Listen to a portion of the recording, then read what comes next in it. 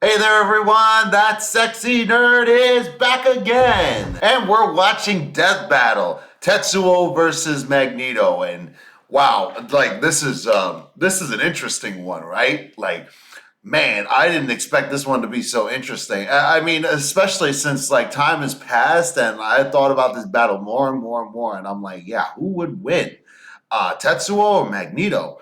And honestly, I honestly wouldn't know. Like then it's yeah, I've been thinking about this for all week. Like, I have no idea who's gonna win because like I even like got a little reacquainted with Akira. And yeah, I mean the original story, they're probably gonna use a lot of stuff from the original story and the manga and equate it to Magneto here because like it's totally he can do like a lot more than just control metal. And also he could turn into a giant fucking baby, so a giant fucking grotesque baby. And obviously Magneto can control metal, and he magnetic waves make him fly, and they can both fly, I believe. So I mean, really, this is gonna be an interesting fight. I mean, I think Tetsuo has more advantages, but that's what the show is for. So I mean, yes, I honestly do think that Tetsuo might have a little bit of an advantage, but there could be things that I've missed in this from Magneto here. As much as the X-Men have been in my life ever since I was 2 years old, I mean, there's probably something I missed in the comics. So let's not waste any more time, and let's just get into the episode. And remember, if you want to see more of my videos, please like and subscribe, and I'll get as much sexy yet nerdy content to you. All right, let's get into it. Magneto, Marvel's mutant master of magnetism. Tetsuo Shima, Akira's telekinetic terror of Neo-Tokyo. These two maestros of kinesis have ignited revolution not just in their worlds, but also the very mediums they exist within. Whoa. He's Wiz and I'm Boomstick. And it's our job to analyze their weapons, armor, and skills to find out who would win a death battle. No, they are kind of similar too. In the short duration of modern civilization, likely no conflict tested humanity more than the Second World War. In the primary Marvel 616 universe, this fact is no different, especially to the Eisenhart family and their only son. You may know him as Magnus, Eric, or Max, but if you ask him, he'd say his true name is Magneto. As a Jewish child in Nazi Germany, Magneto's early life was, well, extremely traumatic. Even after eventually escaping certain death with his future wife, misfortune always followed wherever he went. Thanks to his unexpected mutation called the X gene, the mark of a superhuman. After settling down in Russia with his new family, the KGB quickly found out about this quirk, so they burned his house down with his own daughter inside. Oh well. Naturally, he snapped and killed them all. I don't blame him, I'd do that too. Too bad his wife didn't get it and ditched him though. But that's when Magneto made a choice. Since humans hurt him his entire life, he'd do the same to them in the name of mutants everywhere. At first, Magneto turned to the telepathic powerhouse Charles Xavier and his fledgling team of heroes. But his new friend wasn't thrilled with the idea of, subjugating the human race. So, Magneto formed his own team of mutants, the Brotherhood. Magneto can telekinetically move, bend, and reshape any metal he's aware of. Bullets, vehicles, buildings, you name it. Even himself when he manipulates his personal magnetic field for flight and energy barriers. Magnetic kinesis is far more versatile than it would appear at first glance. The blood in your body has iron in it. The air has traces of lead and mercury. Whole mountains are lined with metallic ore. The Earth itself is surrounded by a literal magnetic field. So many toys for Maggie to play with. He can detect magnetic fields at such a huge range, he can even pinpoint Earth's magnetic rays while stranded on a planet in another galaxy. And guess what? He was able to use those rays to pull himself back to Earth in a single day. His range is even more remarkable than that. Did you know that in 1820, physicist Hans Christian Ørsted discovered that electric currents, like those of electrons and protons and atoms, produce their own magnetic fields? Magneto can fine-tune his control to affect these very subatomic particles. Dummy here will illustrate such a particle, with positively charged protons and negative electrons. My life is as meaningless as an atom is small. So what you're saying is Magneto could, like, yank one of those out. Correct, potentially changing an atom's entire chemical makeup. However, neutrons do not have a charge, and without the ability to adjust those to accommodate the change in atomic mass, the atom would become unstable and Finally! do that.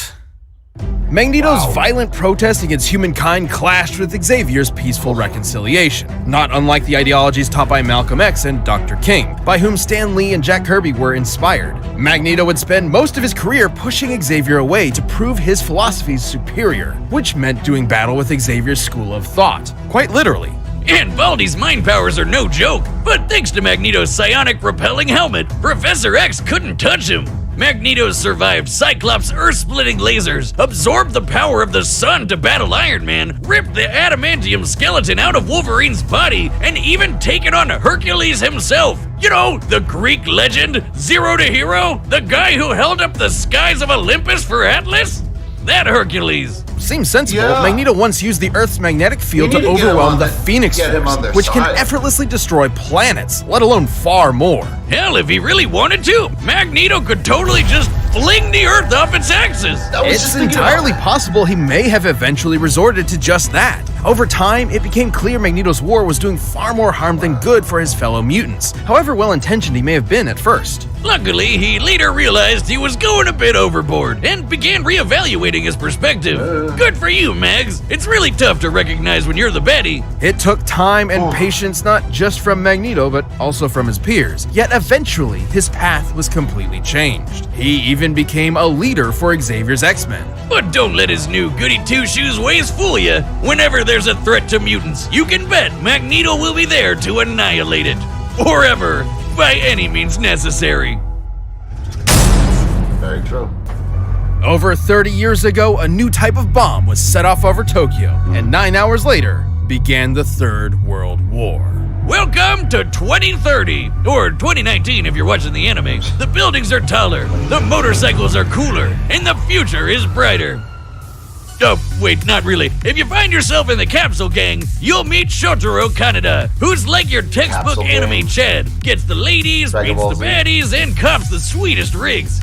Man, I need to get me one of those. And then there's the little brother of the group, Kaneda's best friend, Tetsuo Shima. He's, well, The exact opposite. A total wimp. As a kid, Tetsuo in his college thesis forehead got bullied for being the new kid at the orphanage. That's until Big Bro Kaneda came to the rescue. eventually the two went to vocational school together and formed the Capsules. But Tetsuo was never satisfied with Kaneda being the leader of the pack. Tetsuo desired more than anything to be top dog.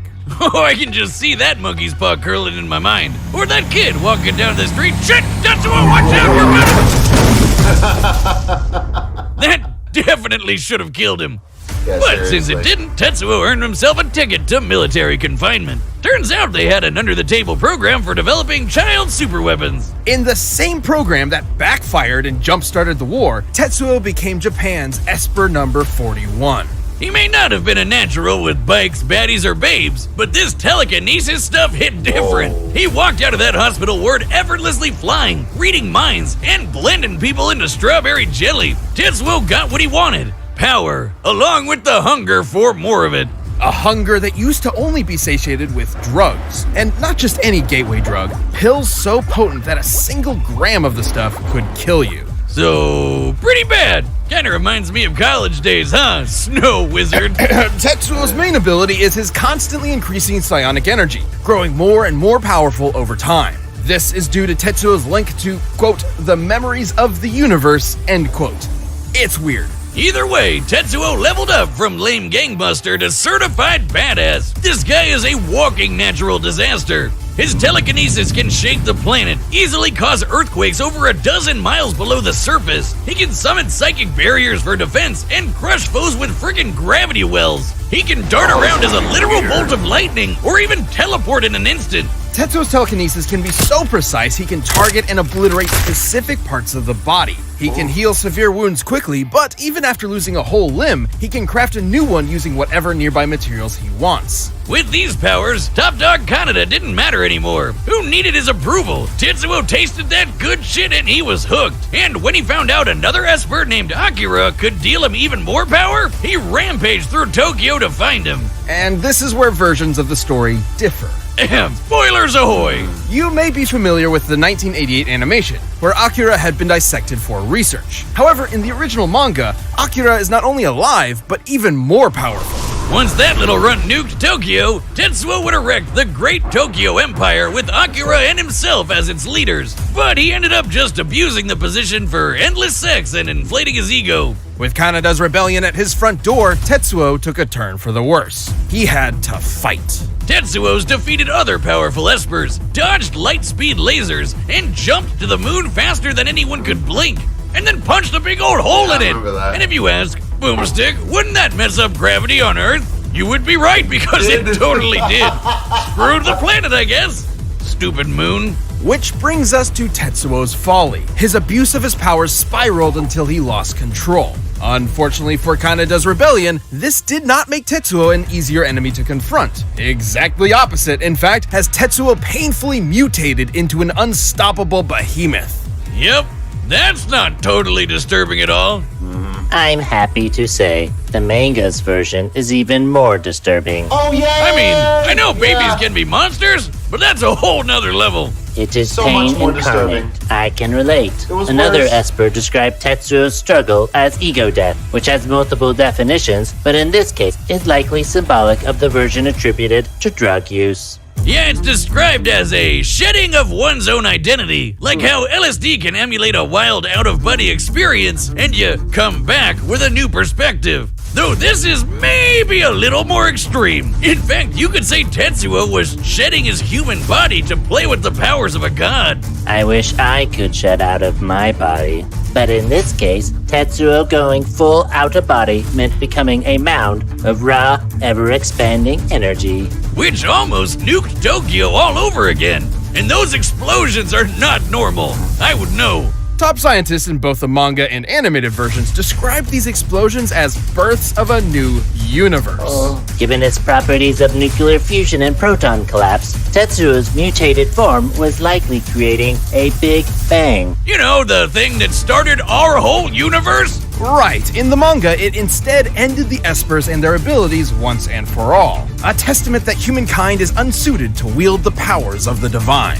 Though the anime's even more trippy. Thanks to Akira and his buddies, Tetsuo got so high on ego death, he ascended time-space to become god of a new universe. Kinda worth it, right? And yet, Kaneda kept his empire up in his honor, now as the Great Akira Empire. Ironically, in death, Tetsuo finally received the attention he so desperately craved. We're set. We've run the data through all possibilities. It's time for a death battle!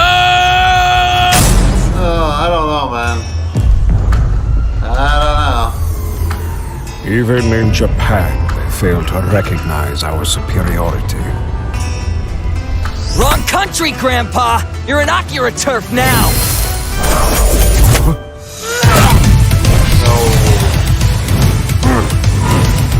You're dead meat!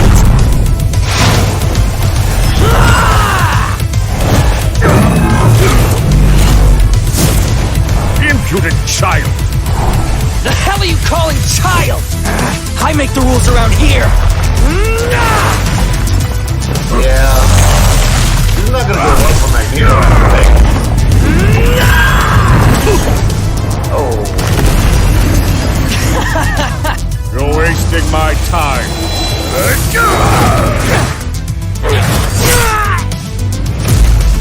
Parlor tricks for the master of magnetism.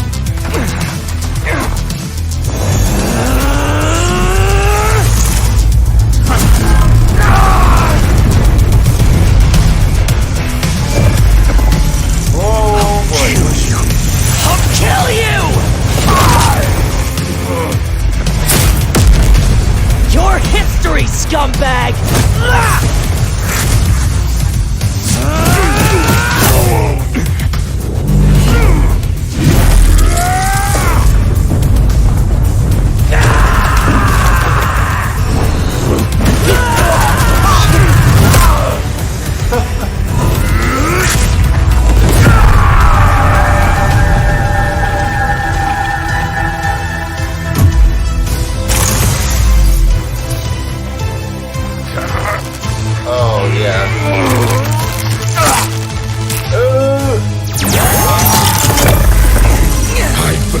I've had enough tantrums to last a lifetime.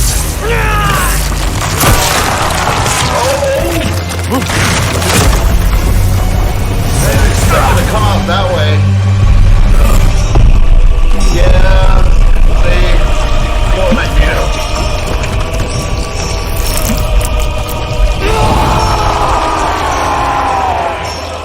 Listen, welcome. I'll handle this on my own. Not weak. Die!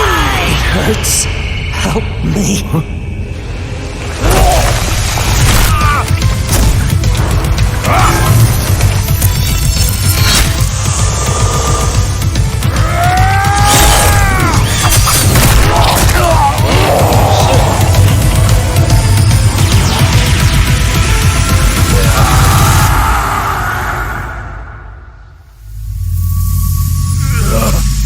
Poor child.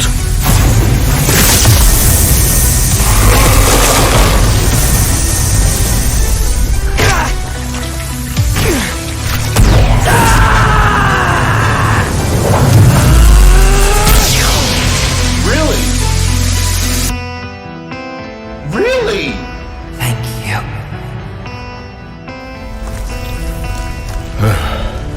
You are welcome. Wow. That was a really good fight. I'm never doing that again.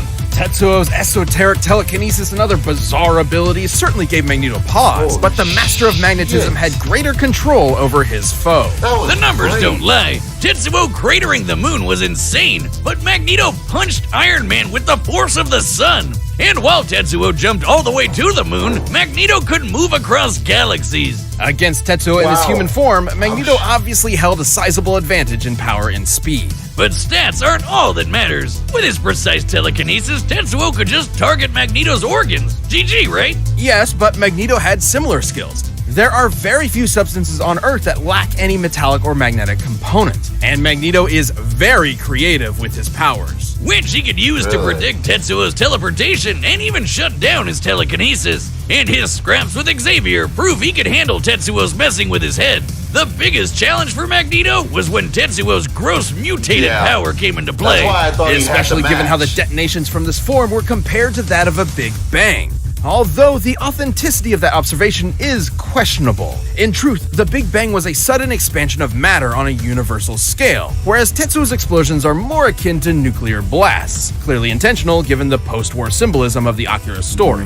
The whole creating an alternate universe bit wasn't even part of the original material, so we can't exactly call it canon. But let's just say the comparison wasn't superfluous. Let's say Tetsuo did in fact cause a Big Bang capable of creating or destroying an entire universe, alternate or otherwise. Turns out Magneto had the tools to stop that too. Helmet Head could overpower Hercules, who was strong enough to hold up the skies of Olympus, which is literally heaven and an alternate universe. This doesn't necessarily mean Magneto could easily destroy a universe with a snap of his fingers, but it does prove he can match a similar level of power. And context is everything. Tetsuo's Really? Big Bang eruption specifically exhibited proton collapse, meaning its atomic structure was primarily an unstable mess of neutrons and electrons. And Magneto has detected and commanded unstable electrons before. This means Magneto had every means available to take control over this Big Bang.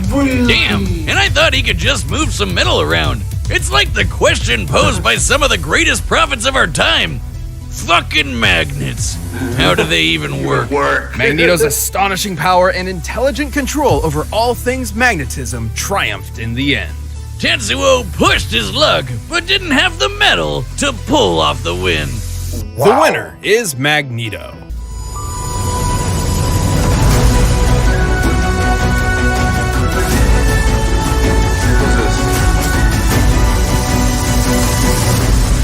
Hercules versus Sun Wukong. Really? That looks interesting. Sun Wukong versus Hercules, man. I mean, how's that even gonna work? I know that Sun Wukong inspired Goku from Dragon Ball, but I mean, how is that even gonna work? But I don't know. I guess we'll see. That'll be an interesting philosophical one. It seems even philosophical, right? Huh? But man, wasn't this episode crazy? Like, that fight was amazing. Like, even though it was in sprites, you know what it kind of reminded me of? It kind of reminded me of like but anyway, yeah, I'm just it's like I'm so impressed by this by this death battle. This was crazy. I honestly thought Tetsuo had this in the bag, but again, I didn't read that much of the comics with Magneto, and I love Magneto as well, man. Especially his presence in the movies, played by Michael Fassbender, and I love him being betrayed by Ian McKellen. But I guess most of my knowledge of him comes from from the movies. But hey, like that was crazy. Like I never considered like the scope of his powers. But yeah, I mean that he could control and match the powers of universe bending. That was crazy, wasn't it? And yeah, I mean Tetsuo, we haven't. I mean, what is it? The world of Akira, we haven't seen that much of it, so we're not even know the upper limits of that world. So I mean, but we know a lot more. There's a lot more material with Marvel, so it's crazy to see what you'd find. But anyway, that was a great death battle, man. So anyway, like and subscribe, and I'll get to as much more content as I possibly can to you guys, and I'll see you all later.